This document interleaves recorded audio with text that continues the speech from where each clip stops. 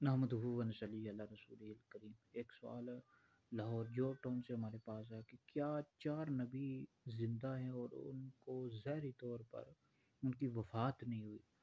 تو اس حوالے سے اہل سنت کا کیا موقف ہے؟ دیکھیں، اس حوالے سے تفسیر خازن میں تفسیر روح البیان میں اس طرح ملفوظات اعلیٰ حضرت ان سب میں موجود ہے کہ چار نبی ابھی تک زندہ ہے اور ان کی ظاہری طور پر وفات نہیں. ویسے تو اللہ رب العزت کا ہر نبی زندہ ہے، لیکن جن کی ابھی تک ظاہری طور پر وفات نہیں، وہ زندہ ہیں.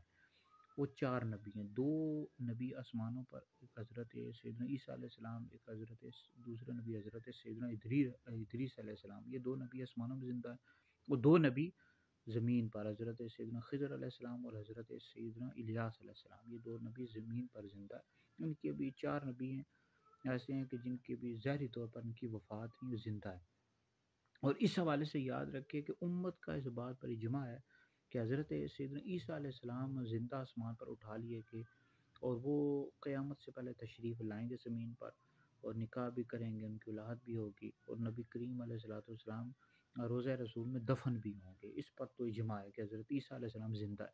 باقی حضرت خضر علیہ السلام، حضرت الیاس علیہ السلام، حضرت ادریس علیہ السلام، ان کی جو مطلب ان کے حوالے سے اختلاف ہے علماء کا.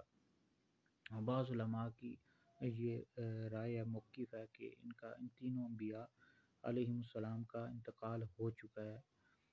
اور لیکن زیادہ تر کا علماء کا، جمہور علماء کا یہی موقف ہے کہ تینوں نبی ان کی ظاہری طور پر وفات نہیں ہوئی.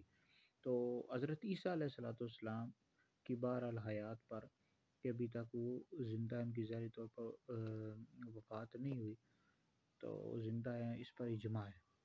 تو بہرحال جو زیادہ تر علماء کا یہ موقف ہے کہ چار نبی ابھی تک زندہ، ان کی ظاہری طور پر وفات نہیں. دو نبی آسمان پر ہیں اور دو نبی زمین پر زندہ ہیں، ان کی ظاہری طور پر ابھی تک وفات نہیں ہوئی.